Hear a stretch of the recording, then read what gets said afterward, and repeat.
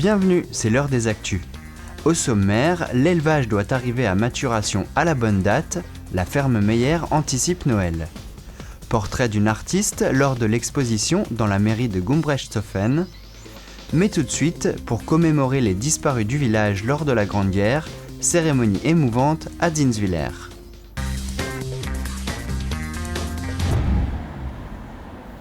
Les habitants de Dinswiller rendent hommage aux disparus de la Première Guerre mondiale.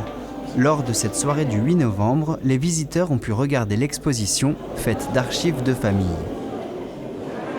Et l'important, c'était surtout de mobiliser les gens d'un village, quelles que soient ses origines, quelle que soit la confession des uns et des autres. L'essentiel était vraiment de se mobiliser, faire cela ensemble.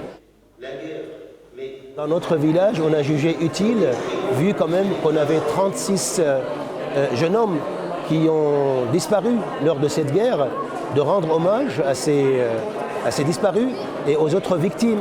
Mais au-delà, c'est de montrer notre solidarité et exprimer notre devoir de valeurs humaines, de solidarité, de paix et de justice à l'égard du monde entier.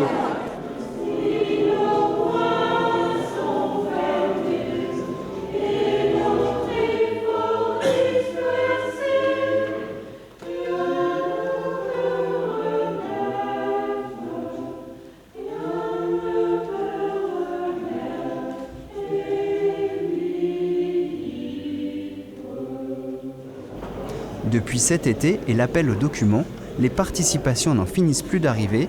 Lettres, photos, diplômes, les histoires sont nombreuses et douloureuses.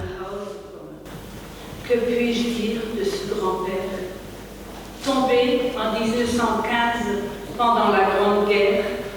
Lectures, chants, témoignages et récits des causes de la guerre ont rythmé la cérémonie.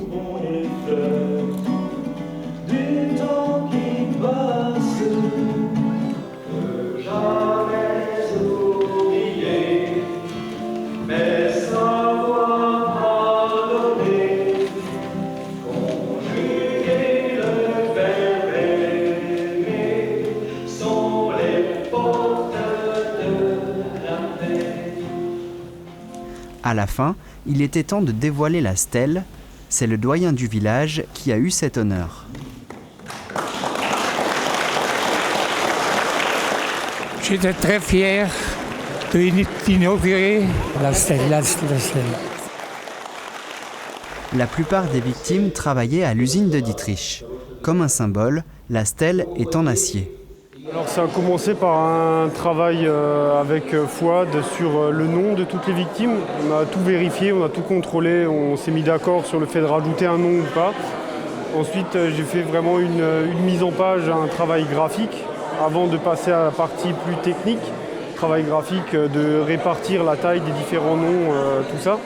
Ensuite ça a été découpé au laser, puis je l'ai soudé, assemblé. J'ai contribué au socle, c'est-à-dire provisoire. Par la suite, d'ailleurs au printemps, on va justement faire un socle définitif qui sera bien sûr installé à l'entrée de l'église protestante et on fera un petit arrangement bien sûr. Ce prochain rendez-vous sera tout autant émouvant, non seulement pour les familles, mais aussi pour toute la population, quelle que soit sa génération.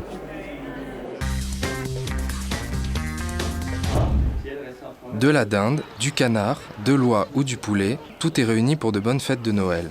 À la ferme Meyer, des produits sont vendus toute l'année, mais le mois de décembre est particulier. La demande de foie gras explose. Pour satisfaire la clientèle, il faut de l'organisation.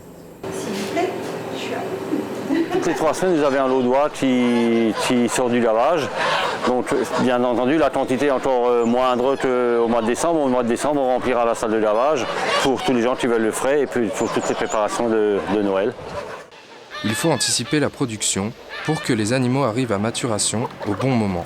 Les côtes, ils vont être séparés, ils vont être nourris différemment pendant 6 à 8 semaines. Justement pour un peu légèrement engraisser cette chair pour que voilà, dans la plateforme vous avez une chair plus savoureuse aussi. Et ceux-là, ils auront une nourriture différente. Par contre, ils seront abattus dans les derniers 8 jours avant Noël. en fonction de la demande. Et ça, tout ça se passe alors, les dindes à rôtir, les côtes, les canards, ça se passe dans les derniers 6 jours avant Noël.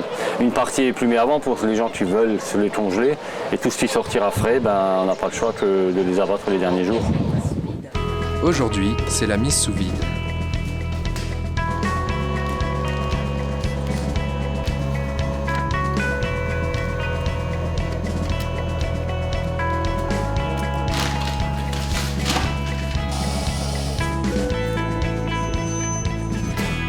La ferme Meyer a tout prévu, même de nouveaux locaux pour des animations. Et quand on a dû faire l'agrandissement de notre abattoir, de notre magasin, on avait encore un étage de disponible. Et on fait quand même venir beaucoup de touristes en ce moment, on fait des préparations de foie gras. Donc on a créé un local qui pourrait, dans l'avenir proche, devenir un local de restauration pour le week-end, le samedi, dimanche.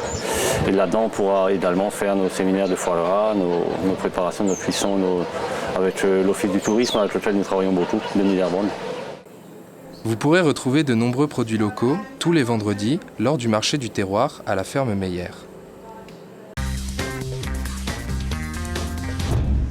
Peinture, sculpture, cette semaine rencontre avec Louisa Kircher de Merzwiller, seconde artiste qui a présenté ses œuvres à Gumbrechtshofen dans le cadre de l'exposition de 4 membres de l'association Art Plastique de Strasbourg.